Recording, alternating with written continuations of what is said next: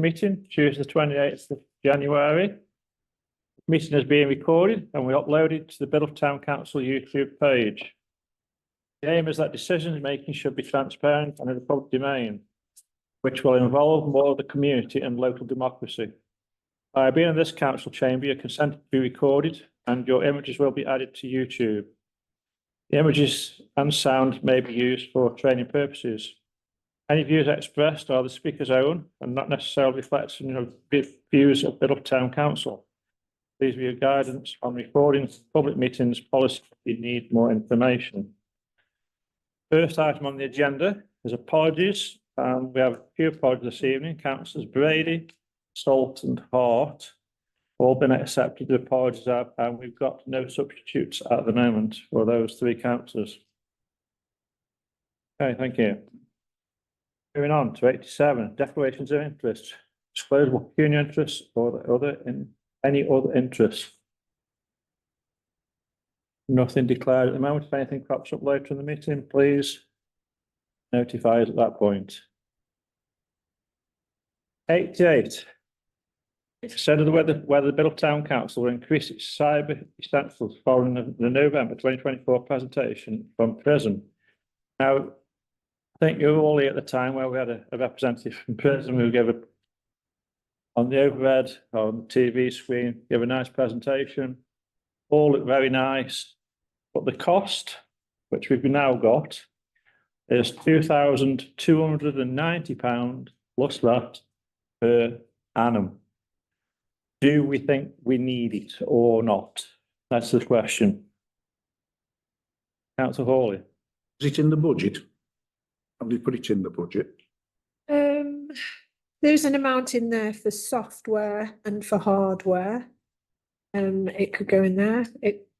I haven't factored it in at the moment, but there are lines where it could go, depending on then decisions that you take later in the year as regards replacement items or new items. So, as I say, there's a line for both software and hardware where it could come from. Yeah.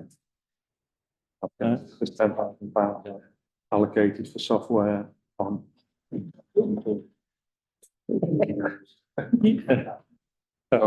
Councillor Jones and then Yates, please. Well, Chair, I think it's like any insurance, isn't it? It's got to assess the risk, and I don't think we're in a position as laymen to assess the risk fully. And I think they made a good case, and I think I'd be inclined, if there is enough in that software budget, I'd be inclined to take it. Because if we have a problem, if we get hacked or whatever, we could be in dire straits for the sake of a couple of grand a year. Yeah. What you're saying, I'll bring in Councillor Yates and then Hawley. I'm just wondering, I mean, if we're doing something which mitigates risk and mitigates potentially an insurance claim, I presume, just ask some clarification that we are insured against malicious attacks and things, whether it's something our insurance broker could advise on, and whether we would actually, perhaps not a complete reciprocal reduction in the insurance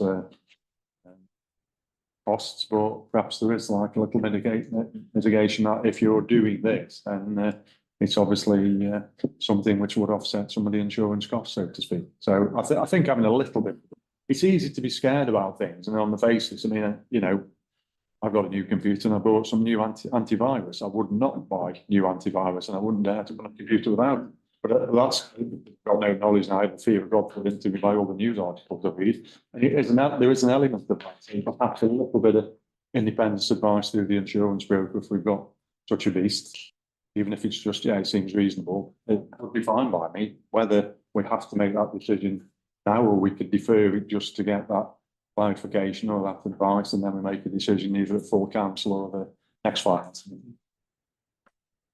Thank you. I'll just write the name down then. I don't think it start till April anyway. Councillor Jones, then. Yeah, I'd agree with what Dave, sorry. With what Councillor Yates has just said about seeking maybe a discount from the insurers if we can. I don't know. We'll get some advice from them. But again, looking at it, it doesn't seem like a lot of money. I pay nearly £100 just to protect a couple of laptops. So I think £2,000 the whole shebang isn't too bad. Sorry, Councillor. Because they're looking for money. As I say, we have to assess the risk, don't we? It's like Yeah. any insurance, isn't it? I mean, as I say, it all comes down to, are you prepared to take that risk? And potentially that risk could cost us a lot of money. And it's one of these things, I think, given the fact that scams and so on are so prevalent nowadays. Yeah, I just sort of wonder whether, I think for the cost, whether it is something that really, given the amount of IT we've now got, that we should basically take on board. Part of the thing that we've got, all the IT that we're using, is the fact that you've got to protect it. And there's this is the cost of protecting it. Few comments, councillor Lawton and Hopkins. I should just like to say that I go along with councillor Yates's view, if only delay things for a month to find out those figures that might offset the cost. It would also psychologically be a little bit better if we could get a budget approved before we start dipping into it. Oh, yeah. I think we're going to start till April if we go ahead with it anyway. So councillor Hopkins, sorry. Yes, what sort of protection have we got now in place? Well, we've got all sorts of kind of antivirus software and that sort of thing. Mindware. Yeah.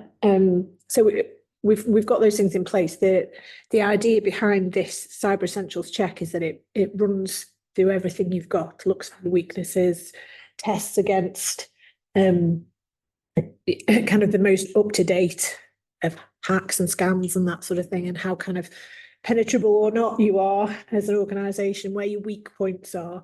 And then what this proposal is that we would then go for Cyber Essentials Plus, and Prism would then fix those issues on our behalf, which means that we'd get the level of accreditation, which I think would be what we'd be seeking. But actually anything that they had identified in terms of vulnerabilities, they would then fix as part of that process as well. It might be that you decide to do it this 1 year, and then if nothing has changed, particularly in our IT usage, we don't, we haven't identified any potential additional risks, that maybe you don't do it again the following year, or it may be something that you do. But I think it was sort of sold to us a little bit. You don't think you need insurance till you need it, do you? So it's one of the. Can I ask, has the risk increased? Has there something happened where there's more risk and that we need to be more vigilant? Something happened, are we being A lot more. or? As they pointed out, there's a lot more very clever scammers out there nowadays. So the risks are getting higher through scammers, which are clever people, to be quite honest. Yeah, no doubt, yeah. I've got a few speakers, councillor Jones, Yates, Hawley, and then Jackson. Thank you, Chair. Yeah, well, the answer to that is the risk is increasing all the time, and it could be, it might not be a corporate. It could be some 16-year-old lad sat in a bedroom somewhere in Congleton, for all we know, or anywhere else that might do it. I'm just thinking on reflection, I think I'd move that we just go with it. I mean, it's only for 1 year. What we're saying is, all right, we're going to check with the insurers, and if they're not going to give us a discount, we're not going to do it. Well, I think still chase the discount, but I think we still need to do it one way or the other. So I'd move that we go ahead with it for 12 months. Right, thank you. Councillor Yates, and then. Yeah, it wasn't so much check with insurance for discount. That'd be a bonus. Check with an independent, knowledgeable person on whether it's a risk worth mitigating against. While we've been here, I have looked up the government website actually, and it says here Cyber Essentials Scheme Overview. Cyber Essentials is a government-backed industry supported scheme to help organisations protect themselves against common online threats. So that gives it to be legitimacy. And it effectively says, just going down a lot of paragraphs, the scheme helps protect against almost all cyber threats. 92% fewer insurance claims are made by businesses and organisations with Cyber Essentials in place. So since looking at that and listening behind the support, I think in some respects that's the independent kind of advice which I was looking for. Thank you, councillor Hawley. Yeah, just Councillor Hopkinson really is the fact that over the years, the last few years, we've got more and more, as I said, more and more IT that we're more dependent on it. We're more dependent on the use of the internet, and effectively we're on that basis, we are more open to getting scammed and potentially sort of hacked. So really, that is one of my sort of major concerns, and that I'm sort of, I think we ought to be moving in that direction, definitely. I mean, whether or not we do, as councillor Yates says, and actually get an independent advice. Which we'd have to But- pay for. Which you'd have to pay for. Yeah. So, but I think we should definitely be doing something along those lines.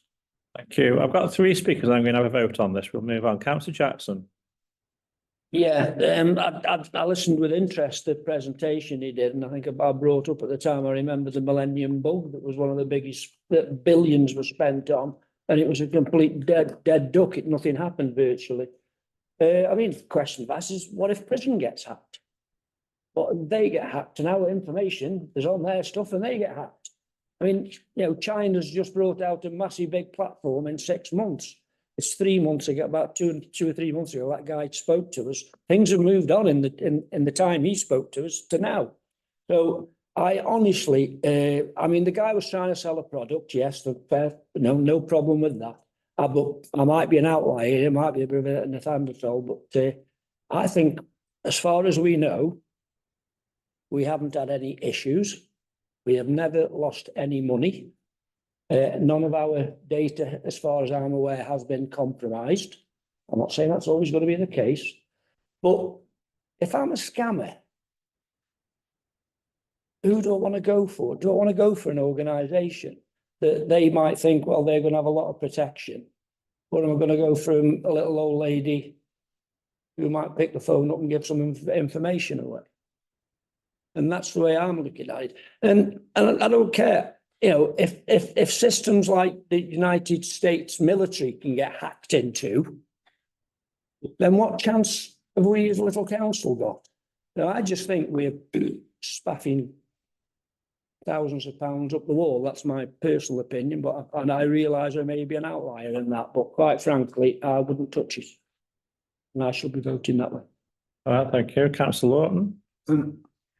Councillor Jackson's latest comments notwithstanding, I've been chastened by many of the comments have made since I last spoke, and would like to withdraw my previous comment. Okay, Councillor Wood. Yeah, I mean, I'll disagree with Councillor Jackson, I'll be honest, and I know his intentions are honourable on that, but for someone who's involved in finance at the district, you know, there are then many things now which leaves us open to attack, and we need to protect what we've got. You know, it is an insurance policy. You know, you just class it as, you know, an increase in the insurance policy, because, you know, we've got Russia attacking governments all over the world. You've got China attacking governments all over the world. You know, okay, we're a small player in the big scheme of things, but if we can protect ourselves and you know, from things which might come down the line, I'm not saying it will, but it's like you have a car insurance. You have to pay car insurance, but you know, how many times do people claim off it? So it's, I think, for my point of view, and coming with a finance head on, I think it makes sense to actually protect ourselves for what may come in the future. All right. Well, thank you. I've got fours and against here, so we're going to have a little vote now. So everybody who's for going. Second, Chair. You've had a proposal. I've had a proposal. I've had a proposal by Councillor Jones, seconded by I'll say. Councillor second Wood, Councillor Wood. And Councillor Jackson says he doesn't want to go. I'll just vote against it. So I don't need an amendment. I know you haven't made a proposal, I know, but you're saying against it. Just have a straight vote. for it again. All in favour that we've got a proposal, we've got a seconder. All in favour, any against? Councillor Jackson. That'd be recorded. Neanderthal. Yeah. Say yes. Neanderthal. Yeah. They lasted thousands of years, hundreds of thousands of years. All right, moving on then. 89A. Further minutes and that's strategy meetings held on the 26th of November. These were approved in council on the 14th of January. Yeah. Moved on that. Anyone want you to go through them? Sorry? Does anyone want you to go through them? I don't know if we want to go through them or So I'm accountable. we're trying to speed up a little bit of time if we've got no issues. Hopefully we've all read them beforehand. That's why I don't go through it line by line. I hope it's all checked before with such a big file that we've got this evening.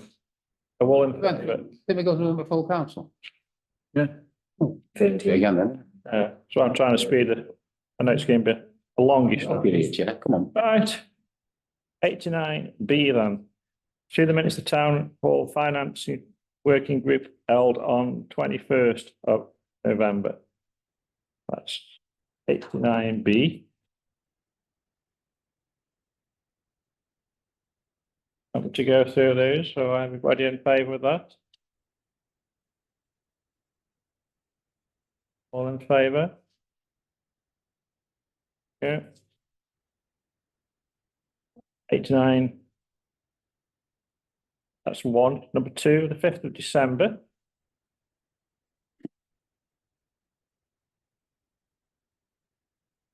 It was a big, quite a few people there. Hopefully you've gone through it. But I can go through it line by line if you wish me to do. Or if you've got any thoughts or comments. Yeah. Right, To receive those. all in favour?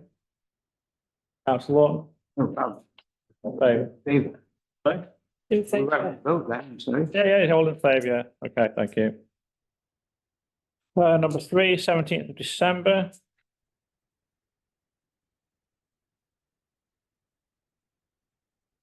I do urge us to checking before the meeting. I know most do. I know it's very difficult. I know it's a big file, but we can't go through every single line on the night. So I do urge you to go through them before the evening. All in favour? Yeah. Moving on to 16th of January. Any thoughts, comments, or all in favour? All in favour? Councillor Hawley? Favour. In favour, yeah. Okay, yeah. Okay, thank you. Yeah. Just think of anybody watching, I haven't voted on any of them because I wasn't at any of those reasons, Right, thank you. not on the working group. Okay. Right, number 90. Firm update letting conditions and booking form for 2025. That's attached for you or online, whichever way you're doing it this evening. Can I bring a chief officer on this? Any updates you need to bring in?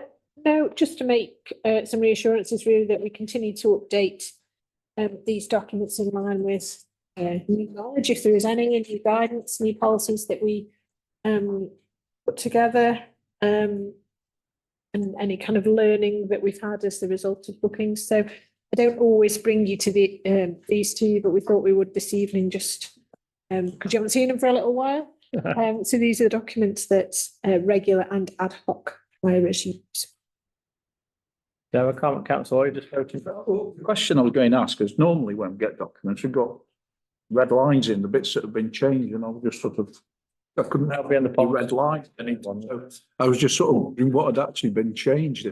Right. We'll find the reds in the policies as we go on through the evening.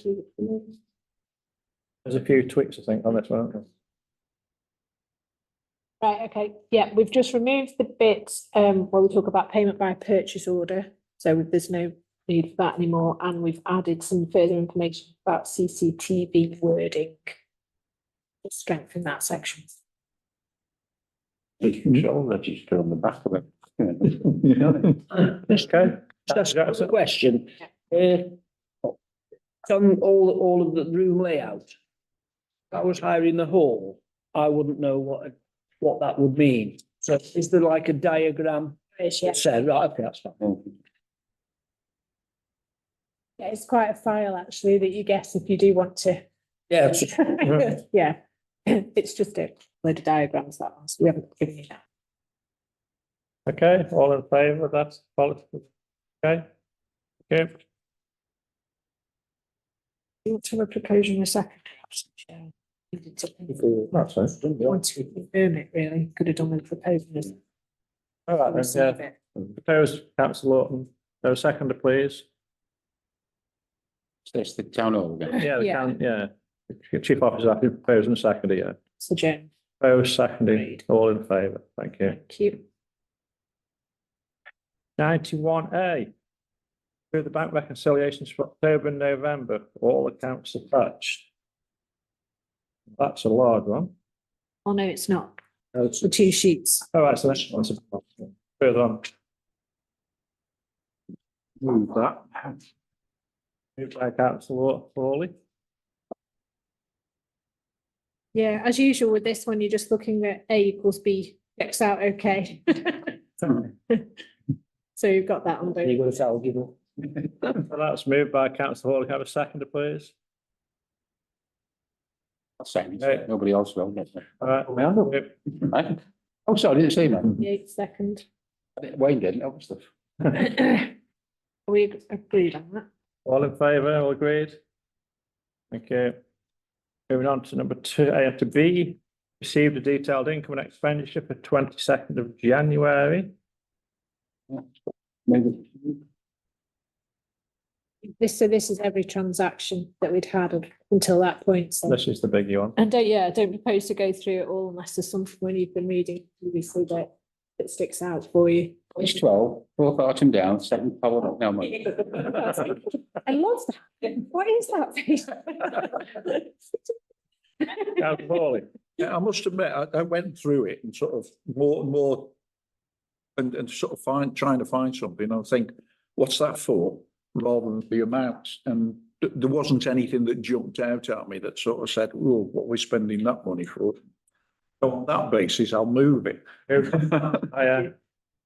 As we say, we'd like to go through line by line, but it's impossible. There's that much information there. Thanks for that one. Have a seconder for that as well. Councillor moved by councillor Hawley.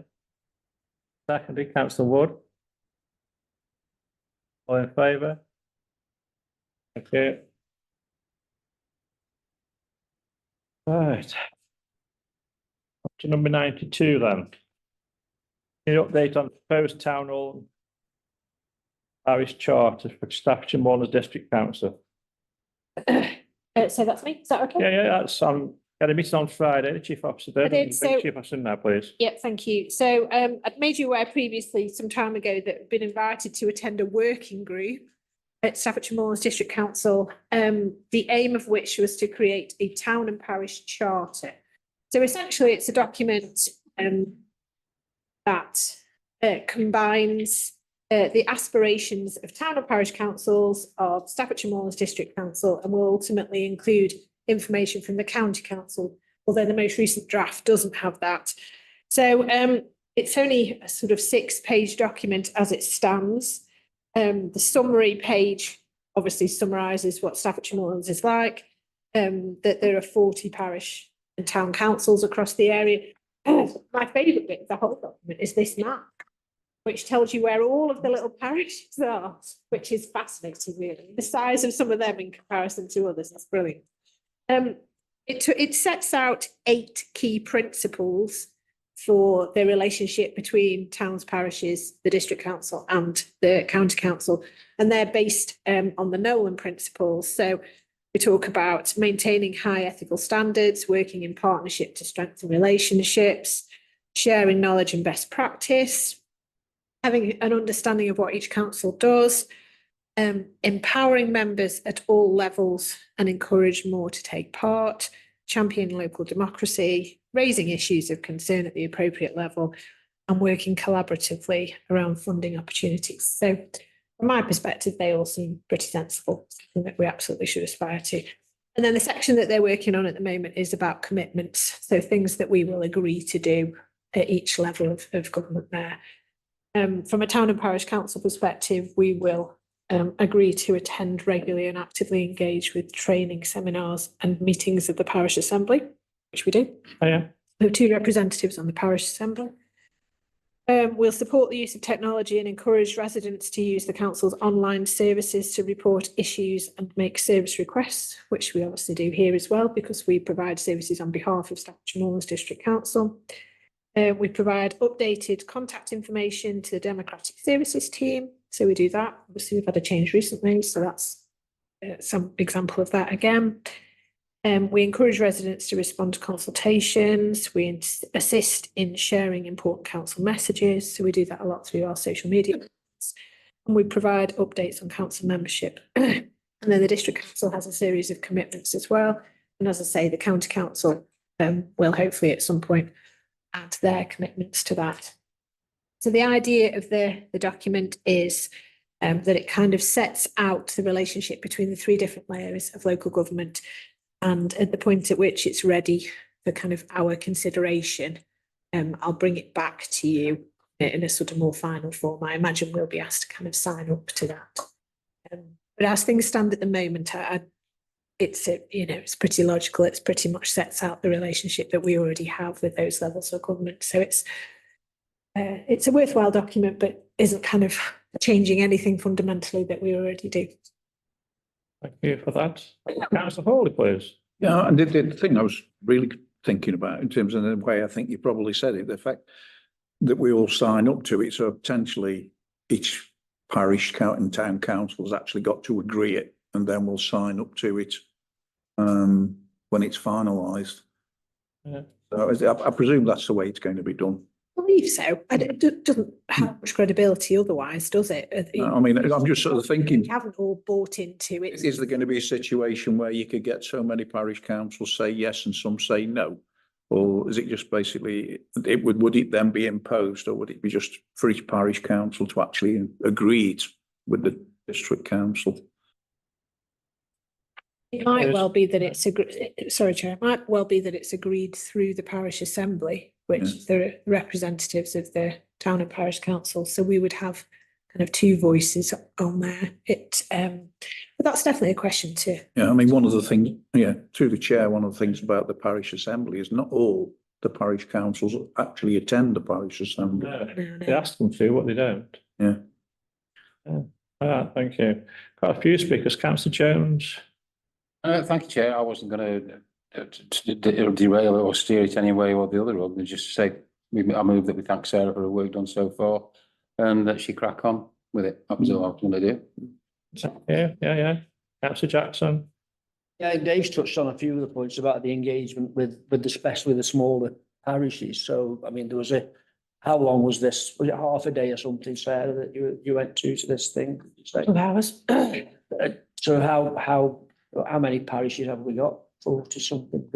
Yeah. How many people were sort of at that thing? Because I mean, a lot of parish council is just, two people, a chair and a vice chair and a Labrador sitting by a fire, isn't it? So just wonder how much engagement is actually going to be had by this, and also in light of what the future might be holding, how relevant is this document by the time it goes through its process? Will it actually be, because it'll be all changed again? We did have quite an extensive debate about that actually, which was That's good. which was interesting because you've got kind of very. It might be a good vehicle. This might be a good vehicle for that conversation. It did make it, if I may, Chair, please. it did make me think actually that I wonder what the mechanism is for us to engage with that process. So I need to give some thought to that. Because I think there is, from my understanding, there's a leaders meeting across Staffordshire. So that will be the leaders, the district councils are going to that. I'm not. Letter this week. The letter's due from this week from the Secretary of State. I'm not clear at the moment how the town and parish council would feed into that, whether that would be done through Staffordshire Parish Council Association, whether that's done through Society of Local Council Clerks, what engagement there would be. And I came away from that thinking there probably needs to be. If our role is enhanced at town and parish layer, then somehow or other we need to feed into those discussions. Anyway, that wasn't really what the meeting was for, but it was quite useful from that perspective. Thank you, Councillor Wood. Yeah, just following on from what Sarah said, it's clear, in my opinion, that towns and parishes are going to have enhanced powers in terms of delivering local things, whatever it may be at local level. Now, being involved with the other town and parishes across the district, obviously you better be on the inside, so see what's coming down the line in terms of a collective where they all come together instead of just being on his own and being isolated. So, it's a no-brainer for me. Standardise everything. What's coming down the line with other towns and parishes, and we need to be involved with it. I'm sure there'll be more updates on the future council meetings. Yeah, just to what Councillor Wood said, I think there is an opportunity for towns and parishes to set up. I think some of the parishes, just in the Staffordshire Moorlands, but around the country, some of the smaller ones would probably have to coalesce. Just really to have a lead, even if that's keeping them separate and having a leadership board to make the slightly bigger decisions which they're involved in. But as much as there isn't, I don't think there'll be any statutory requirements on town and parishes and councils to deliver services. I think there is an opportunity for towns and parish councils to certainly step up if they've got the scale and gravitas and capacity to do that on the service level agreements, and that would certainly assist a town like Biddletown Council, who has got a good history of having a degree of autonomy and decision making, and track record of getting things done, and we can take on an awful lot more things and make sure they're done for our satisfaction. So I'm actually quite encouraged by the mood music. Yeah. The other thing which is within the Secretary of State's presentations, if not so much in writing, is that they are very keen that any councillor who is elected is very much frontline councillors, and obviously we're all aware of the difference between frontline councillors and some of the councils which organisations have. So you have to speak, not speaking of Middletown Council, obviously. But what it effectively means is that if you've got one divisional councillor looking after 12 parishes, perhaps that parish itself coalesces so that he or she becomes the front man for making sure that those services get disseminated down and making sure that their voice is absolutely heard. And I can see that as being quite positive. Realise what you just said there? Yeah. He or she could be the first man. That's what yeah, but man, that's in, I am thinking of it's mankind and humanity. Yeah. Right. Well, thank you for that. Thanks for going to the meeting. I'm sure there'll be more updates in the future on this one anyway. Interesting times, I think, isn't it? And so I'm Yeah. quite keen to be involved at that level, really. I think that's the right thing to do. There's changes ahead by the looks of it, isn't there? Right, moving on then. Number 93 for the policies. Now on the policies, every policy, the date will be changed. There's a few with alterations as well. If we move on to 93A, which is the training and development policy. Some dates have changed, and that's the only thing on that policy which has changed. Any thoughts, or are all in favours? Secondly, Moved and seconded, Councillor Jones and Hawley, all in favour? Thank you. Moving on to B, complaints procedure. Complaints procedure, it's the dates plus one update, which is at the bottom of that first page in red.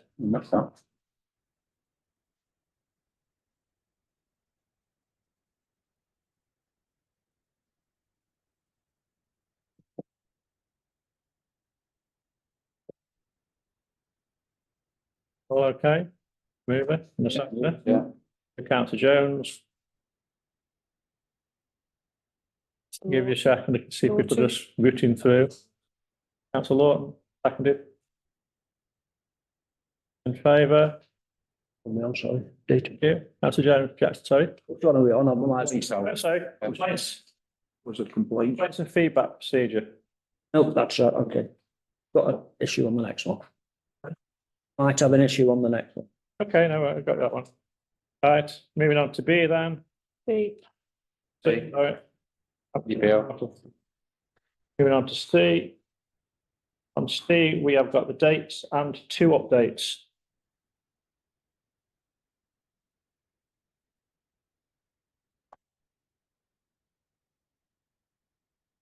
Councillor Jackson, do you have one? Are we on data protection?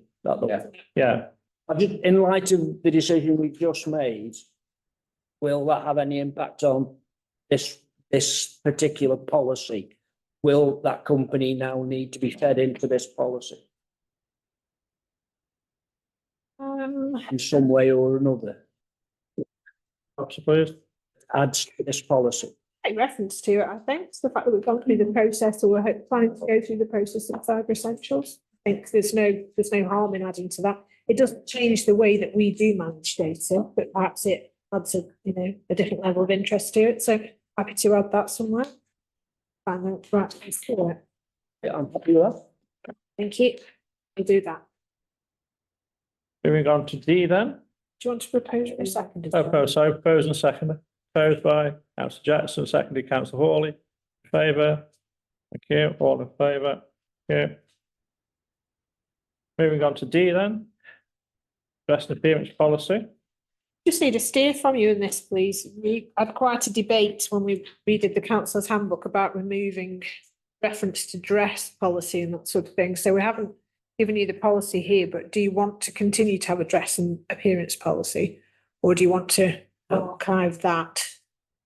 Before you make a decision on that one, a little thought on this. Dress and appearance, is it just for councillors or staff as well, and even the town crier? Who works for us? Tell him he's got to turn up on his shirt and tie. Yeah. I think in this day and age, you know, I mean, I assume it's targeted at councillors. That's what we want to be clear on. That's what we need to be clear on. Staff, the policy is, but in the councillor's handbook, there was a removal of reference to appropriate dress for councillors. Is that the kind of the mood? Are we thinking everybody's, you know, sensible enough to choose their own clothes, or do you feel like you want to have Uniform. a staff policy?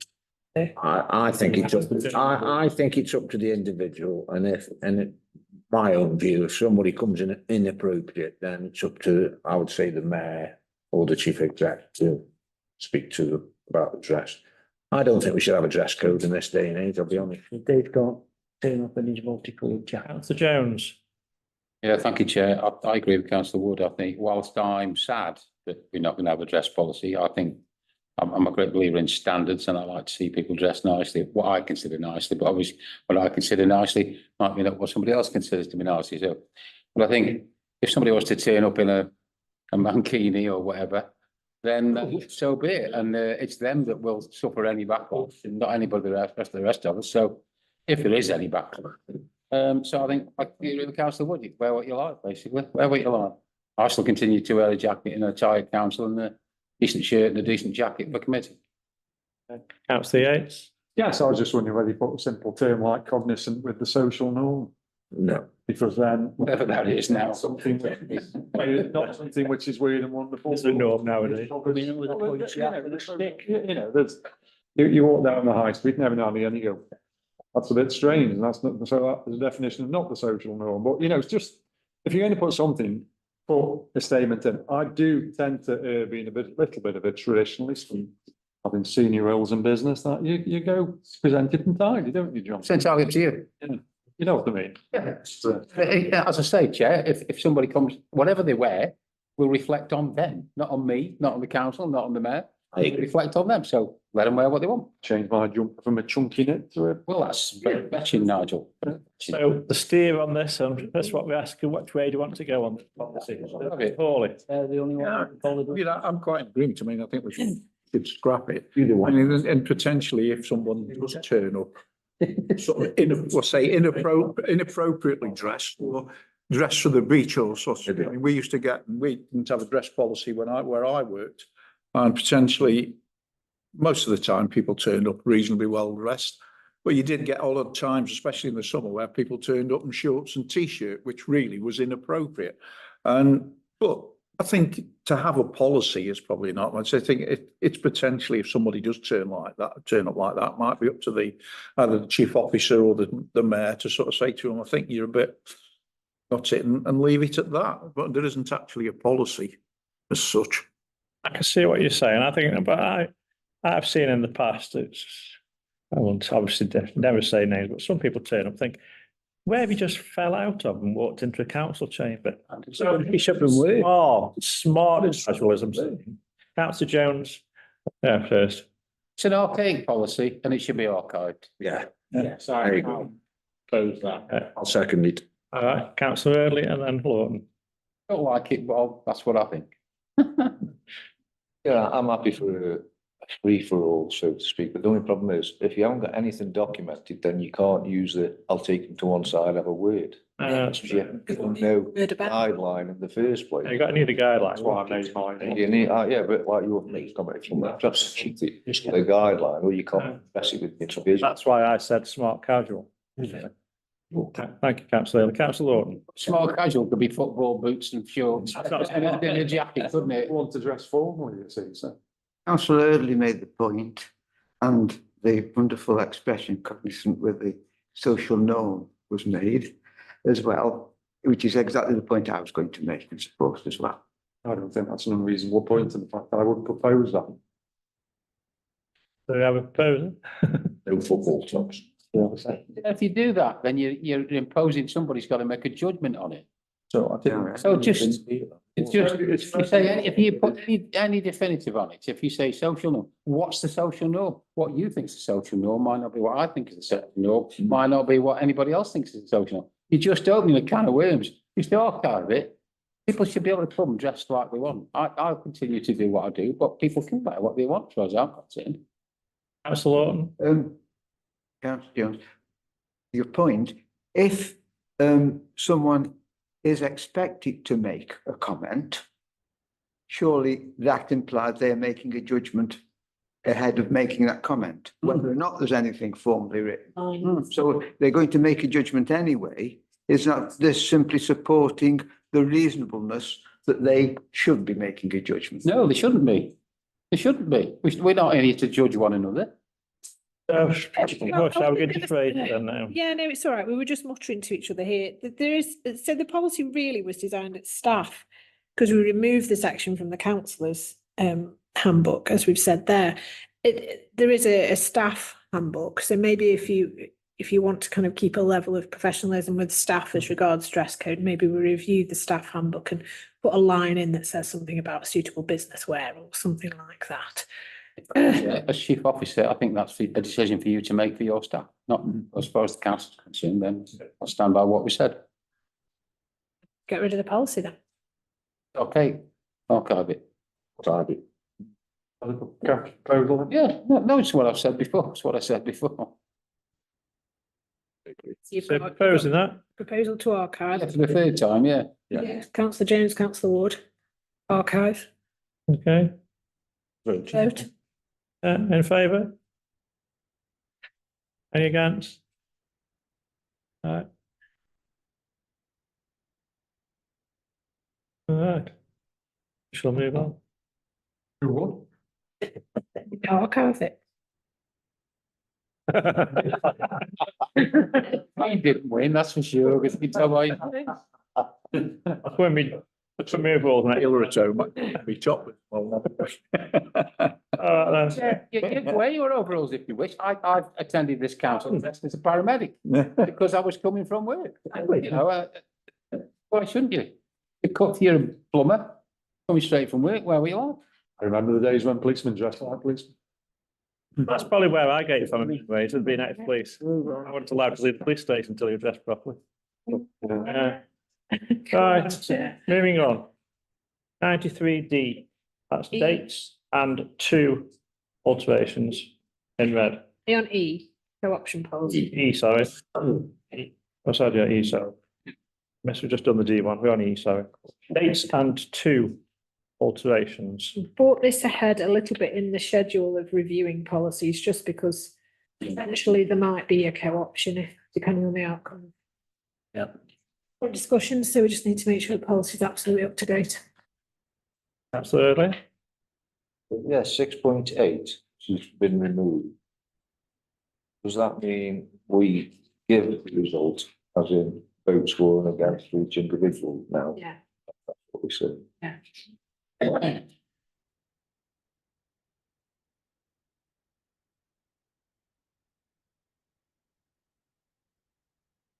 We're all out with that one, first and second. Propose it. I'll say that. That's a Jones, is it? Yeah. In favour? Yeah, we want to get this one clear. Nobody knows at the moment it's getting co-option, as we know. Right. Moving on then. 94. Any disposable assets? Don't think there's any at the moment. No, got to get rid of it at the moment, Chair. And on to B. A new supply which is just coming round. Let's pass it down for you. Yeah, it's just One two of- new memorial masons, just to make you aware of. Probably don't need that on a sheet of paper really, because the answers are okay. We've had all the appropriate bits of paperwork for those two memorial masons. And we just would propose to add those to the approved proposed list. Those got, they've got. Just names, not amounts of anything at the moment. It's just to make you aware really. Yeah, just an update of suppliers. No decisions to be made financially at the moment. Happy to ask. Okay with that? Moved and seconded by Yates. Wood. Actually, on it. Okay, then, thank you, and I'm right into a confidential item now, so YouTubers, thank you for watching. We shall see you again in the future, but we're going to confidential now. Good night.